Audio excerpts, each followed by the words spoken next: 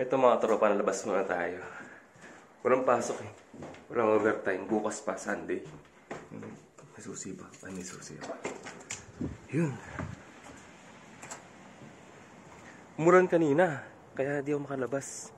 Labas muna tayo. Hirap kasi kapag nakatambay sa higaan. Sakit sa likod. Dito. Tsaka dito sa baywang. Oh, okay. Ang eye bags ko.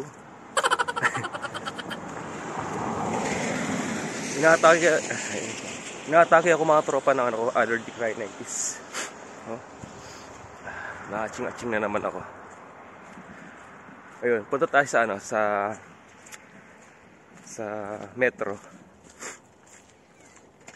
Bili tayong prutas, baka mayroong prutas na mura doon. Ngayon.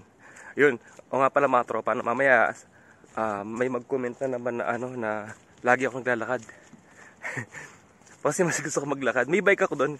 Kasi may nag-comment kasi mga tropa na na hindi ba daw uso dito yung bike. Kasi sa Japan di pa nag-bike ako lagi. Uso naman dito, may bike nga kami doon eh. Kaso mas preferred ko po kasing maglakad. Kasi dito sa apartment namin, malapit po ang supermarket, drugstore, mga tawag dito, simbahan, yan. Malapit lang po kasi. Kaya mas gusto ko maglakad para kumbaga na-exercise, di ba? Yun. O nga pala mga tropa, may share nga pala ako sa inyo. Wait lang. May nag-comment kasi dito sa sa last vlog ko. Saan na ba? Ito. Sabi niya, katropa, ask ko lang po. Wait lang, maingay.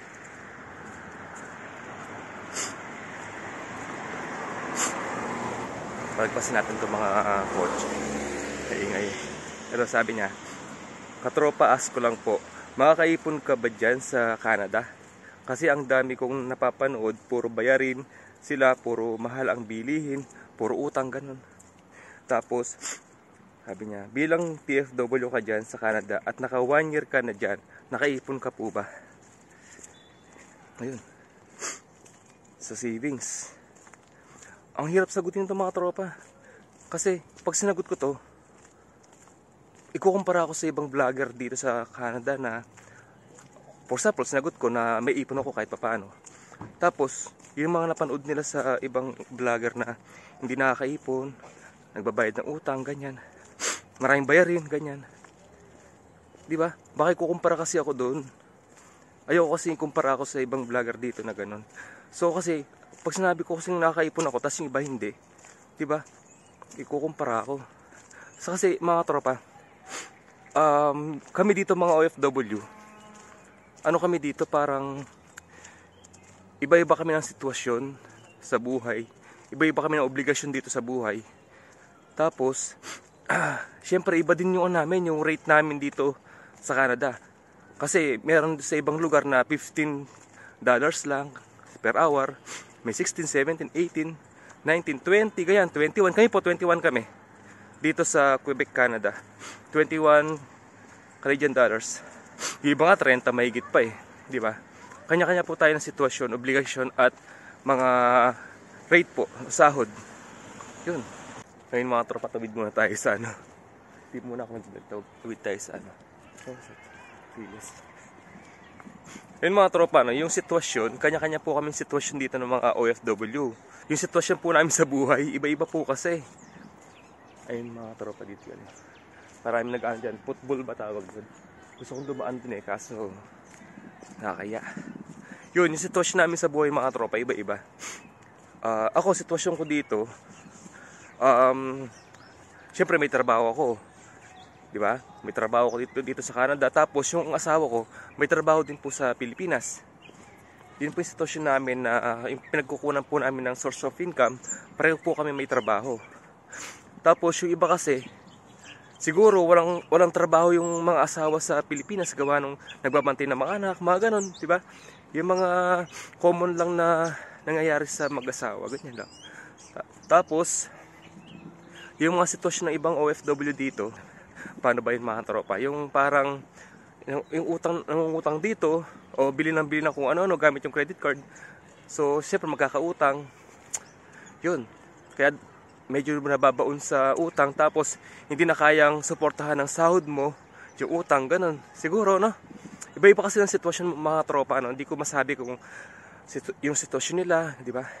Tapos yung mga napapanood natin sa ibang vlogger na mataas ang bilihin, hindi sila nakakaipon, experience po nila yun, di ba? Di ko pwedeng sabihin na mali sila kasi sitwasyon po nila yun. Iba-iba nga po kami ng sitwasyon dito. Tapos depende rin sa obligasyon po sa buhay. Ayun. Kasi yung iba kasi breadwinner, ganyan. Tapos yung ako ba? I-share ko pa ba? Sige, share natin para makita niyo yung kung saan napupunta yung sinasahod po namin. Yung obligasyon ko po sa buhay mga tropa, yun, may yung asawa ko nagtatrabaho, di ba? Tapos may anak kami dalawa, isang 2 years old tsaka 6 years old. Yung anak ko, di ba, yung panganay, ano siya, speech delay po siya. Kailangan niya mag-therapy. Tapos kailangan din niyang ngayon mag-grade 1 na siya. So pinili po namin mag-private para mas matutukan po siya. Pero hindi ko sinasabi na hindi matutukan sa public. Ang ano ko lang, parang mas matutukan kasi unti lang yung mga estudyante sa private. Ganun siguro, no? Kasi nung nag-aaral ako sa public, madami eh. So kailangan kasi ng anak ko yung matutukan siya kasi speech delay po siya. Pero kung hindi siya speech delay, pipiliin namin mag-public para mas makatipid. Yun, yung therapy niya, mahal din. Tapos, dahil nga kasama namin sa bahay yung magulang ko, yun, siyempre matanda na, nagkakasakit, nagpapacheck up, yun, siyempre labas ng pera, ganyan. Sinasabi ko to mga tropa para makuha nyo yung mga obligasyon po namin sa buhay. Tapos, ano pa ba? Ayun, siyempre yung expenses sa bahay, yung kuryente, pagkain, mahal lang ngayon ang bilihin. Tapos, siyempre meron kaming, may nagbabantay po sa anak namin na bunso. So, binabayaran din namin yun, monthly, ganyan. Yun, dun po napupunta yung sahod po namin mag-asawa. Yung sahod dito mga tropa, siyempre iba yung rate. Diba? Kanya-kanya po tayong rate dito sa Canada. Sinabi ko nga kanina, iba yung rate ko dito sa iba. Pero sa akin mga tropa, masasabi ko na nakakaipon po kasi yung asawa ko may trabaho. Tapos, yung rate po namin dito sa Canada, dito sa Quebec, sa employer ko, medyo mataas naman. 21 po mga tropa na per hour. Para sa akin na, medyo mataas na kumpara po sa iba na 15, ganyan. Yun. Yung bilihin dito mga tropa, lamig. Malamig pa din. Pagod pa ako magsalita. Naglalakad ako mga tropa. Yun, yung saan ba tayo? Nangangawit na ako. Tapos mga tropa, yung bilihin dito sa Canada, dito sa area namin, diskarte lang talaga. Yung mga mura, ganyan. Yung mga discounted items. Tapos, tipid. Sabi ko nga, tipid na nabubusog ka. Tipid na hindi ka napapabayaan. Tipid na nabubusog at nakakain mo yung gusto mo. At yung kailangan mong kainin. Kasi kailangan natin kumain ng masustansya kasi pagod tayo dito. Yun.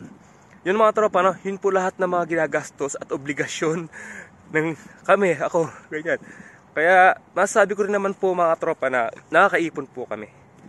Kahit pa paano. Kasi nga po, nagtutulungan po kami mag-asawa. Pasalamat nga ako kasi yung asawa ko may trabaho. Ang laking tulong na nagtatrabaho po yung asawa ko. Wait ako. Hindi pa tayo daan. Wait lang. Mga tropa, tingnan nyo to. Yung produkto ng Olimel, ayan ano siya? 9.68. 9.68. Yan. Alam nyo ba sa factory? Tapon-tapon tong mas malaki pa dito. 9.68 pero sa company, tapon-tapon lang. Di nga namin mag-uwi, sayang eh. Tas laman pa. Ito mga tropa, kuha tayong prutas. Ayan natin dito. Check natin yung magkano. Ay, doon na. Back natin, back. Yan, ito yung kilo niya. Tapos yung code. Magkano? So, ayun siya. 4.39. Tapos sa gilid niya. Pwede na. Ito mga tropa ay orange. Dito tayo. Ito hindi lamog. Yan lang. Ito. Yun. Pero mga tropa, magbayad na tayo. Wala na akong ano.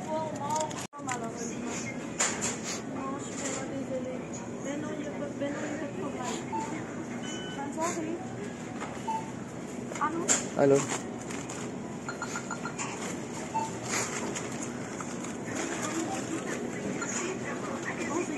Credit card.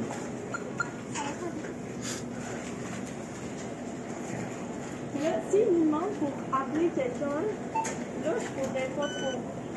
Parce que je peux pas parler dans le micro. Ito na, ganito lang. Padali. Ay, ça me stresse parler dans le micro. May mga tropa ubas lang tsaka orange yung binili ko. Tapos, ito lang, dala ko. Sa amnesia bag. Wait lang mga tropa, tingnan natin magkano yung binayaran ko. Magkano kaya to? 11.40. Ayos ah. Ayun o. 6.99 yung ano. Tapos 4.15 lang pala. Okay. Mura na. Pwede na, tara, huwag na tayo. Let's go. Diyan ako namimili ako mga katropa kapag pag naubusan ako ng prutas ganyan. Kaya yung mga lulutuin. Kasi mas malapit dito yung yung metro sa apartment namin kumpara po doon sa Maxi. Pero kapag sahod, namimili po kami sa Maxi. Kasi mas mura doon yung ibang produkto. Halos doon mas mura. Kumpara dito sa metro. Kaya doon po kami namimili pag sahod. Pero pag nagkulangan ako at naubusan, like for example, pag tinapay, ganyan, sliced bread, yun, bumibili po ako dyan sa metro. Pero kanina kasi mahal. may tinapay pa ako sa bahay. Kaya naman siguro hanggang Friday o Webes, ganyan. And mga tropa yung dumpster diving, mga ganon, di ba? Ang dami Kaso, pag sumilip ako, wala na. Wala man lang mapaginabangan. Kukuha sana ako eh. Tumitingin ako dyan. Wala. Basura talaga.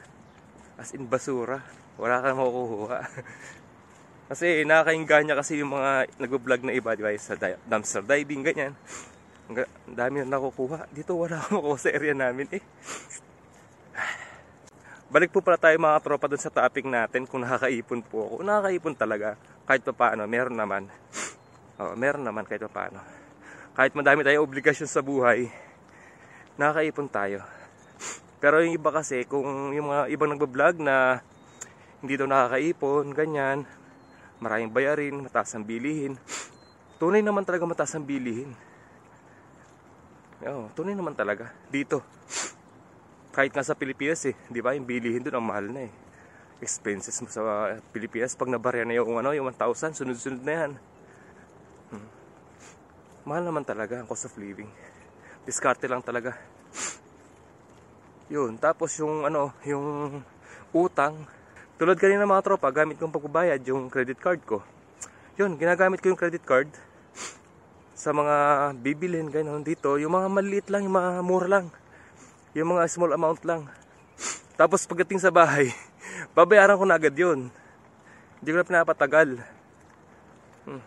Ginagamit ko lang siyang pambayad kasi ayaw kong gamitin yung debit card ko. Nag-iingat din kasi ako. Hindi ako basta-basta nagtatap ng debit card kasi syempre nandun yung savings mo. Savings ko, ganun. Tapos itatap ko lang kahit saan. Although mapapagkatiwalaan naman dito yung Canada, nag-iingat pa din. Kaya puro credit card po ang ginagamit ko sa pag-tap. So kanina nasa sa cellphone ko na yung credit card ko, kaya yun, kahit hindi ko dala yung credit card ko, basta nandun naman sa cellphone ko yung credit card. Kaya ayun na. Pagod ako. Yun lang. Pero syempre mga tropa, huwag niyo po ikukumpara yung sahod ko o yung naiipon ko, yung savings ko dito sa mga ibang vlogger po dito sa Canada. Kasi po iba yung sitwasyon nila doon, obligasyon, tsaka yung rate nila doon. Kaya mahirap pong ikumpara yung mga vlogger po dito na nagsishare po ng mga experience po nila dito. Mahirap na ikumpara sila. Kaya mga tropa, piniliwanag ko sa inyo ng maayos yung obligasyon ko, tsaka yung sitwasyon ko dito, tsaka yung rate ko dito sa area namin. Mahirap kasi yung ikumpara natin yung bawat OFW po dito sa Canada. May kanya-kanya po tayong sitwasyon at obligasyon. Ulit-ulit na ako mga tropa. Iba-iba kasi ng obligasyon tsaka yung dito, di ba? Yun. Kaya wag po natin ikukumpara. Yung experience po ng iba dito sa Canada na OFW, ayun, hindi ko masasabing tama o mali sila. Kasi nga po, experience po nila yun. Kung masasabi po nila na hindi po sila nakakaipon dahil nga po mataas ang bilihin, yun, maaaring tunay po talaga yun. Kasi po, experience po nila yun eh. Siguro mas mababa yung rate nila. Kaya ako mga tropa, diskarte ko din. Kapag hindi ko naman kailangan yung isang bagay, hindi ko bibilhin. Pero kung may gusto po akong isang bagay, gusto ko tapos kailangan ko, pag-iipunan ko na lang. Yun. Yung cellphone na kinuha ko, mga tropa, hulugan yun. Yung iPhone. So naglabas ako ng plan. Kasi nagbabayad din naman ako ng internet. So gamitin ko na sa plan. Diba? Yun, nakapaglabas po ako ng cellphone. Kasi kailangan ko din. Sabi ko nga, yung cellphone ko to, yung pinambablog ko na to, sa Japan pa to eh. Tagal na nito. Ito yung kagandahan dito mga tropa, na kapag naglalakad ka, tas di ba makita mo ganyan oh. Para nakaka-refresh din. Kaya mas pinipili ko po maglakad. Kung napapansin po ng ibang katropa natin na wala akong bike, hindi ako nagbabike. May bike po kami dito. Kaso hindi ko naman nagagamit. Gawa ng kapag malapit lang kasi bilihin dito. Grocery, drugstore, simbahan. Malapit lang. Tapos syempre pag naglakad ka, di ba exercise mo na, makikita mo pa yung mga ganyang view. Ayun mga tropa, nasa bahay na ako, apartment na ako. Sarap maglakad. Yan yung kulay green. Nalipat na tayo.